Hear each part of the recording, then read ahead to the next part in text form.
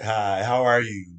Happy Samhain, Los Dias de los Muertos, Halloween. And, the veil is thinner at this time of year, which what that basically means is that when we get to Scorpio, we're in the middle of the season of fall, which is concentrated or fixed water. Fixed is astrology's nice way of saying stubborn.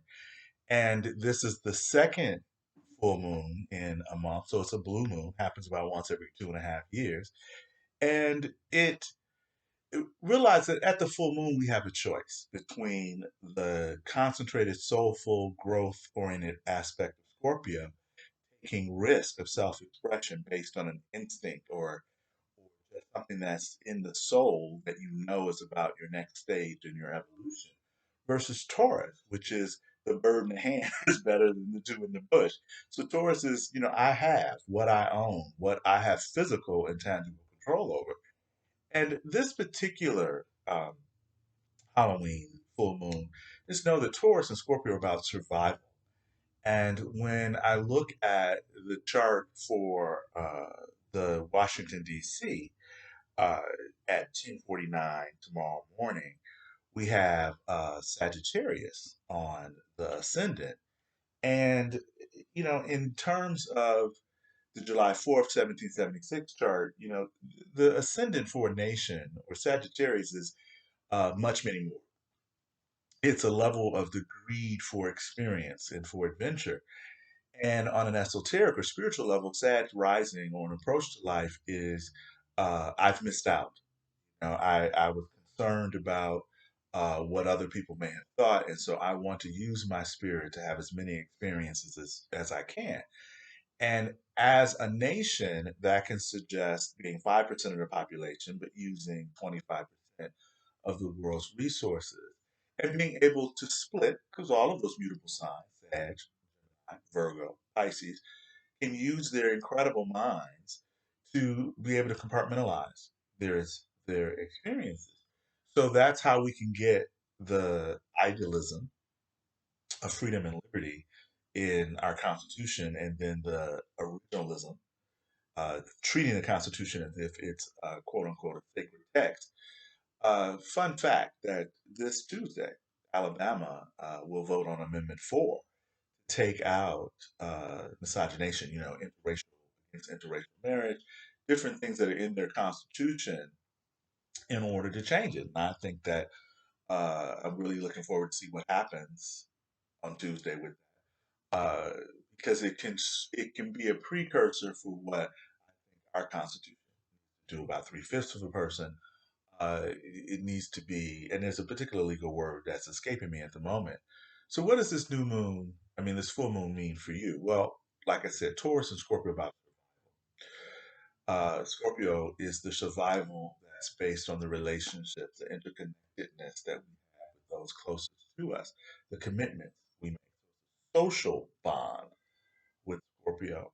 And then Taurus is the hormonal, physical bond of procreation. Now, beautiful aspect is that we do have the Venus in Libra, which if she weren't opposing wounded healer Chiron in Aries, I would kind of feel good. But the fact that she is opposing can suggest that our wounds that we have not attended to, the wounds of where we don't feel like we have the right to exist. So there is a kind of arrogance or an excessive uh the wound when Chiron's in Aries is, overkill. You're either the victim to everything, those grievances, then you feel like you can go to the other extreme because you've been so aggrieved.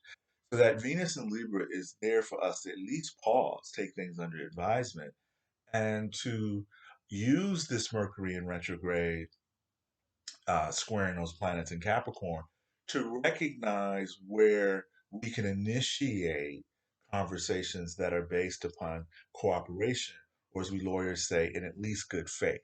And uh, I think that what we can look forward to is hopefully the maturation process of that will occur for all of us, particularly those, well, actually, no one's out of the woods because this full moon occurs in fixed signs.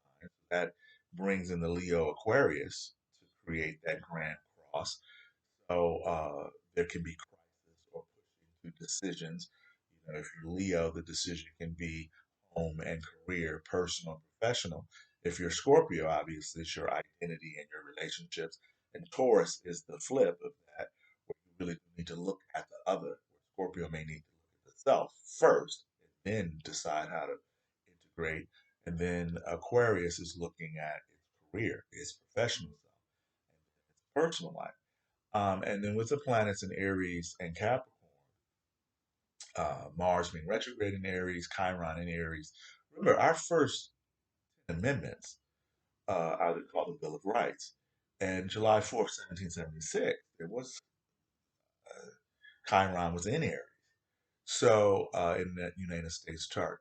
So our nation was birthed on the wound of individuality, the wound of breaking away from the British monarchy, and then the wound of certain people having those rights and then those that didn't. So uh, that's that challenge alone, that wound alone, that still has not been healed.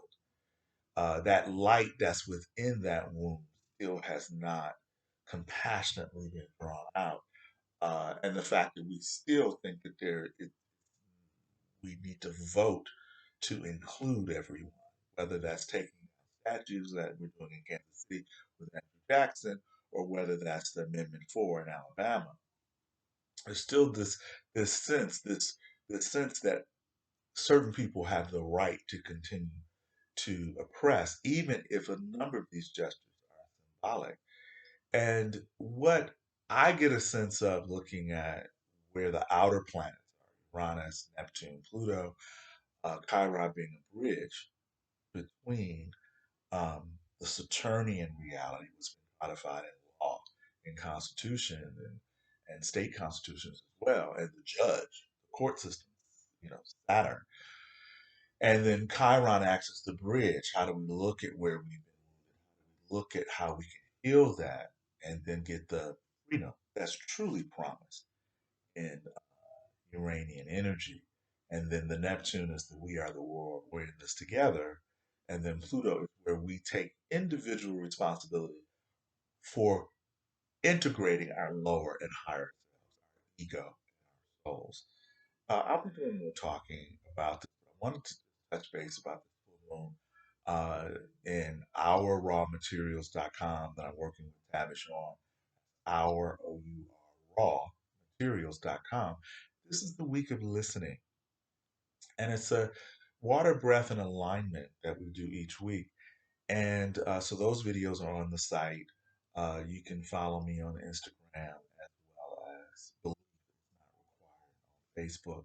But just know that this Halloween, we have a choice between do we just, I have bird in the hand, Taurus, we illuminate and balance that with emotional transformative soul, SOUL work promised in Scorpio. And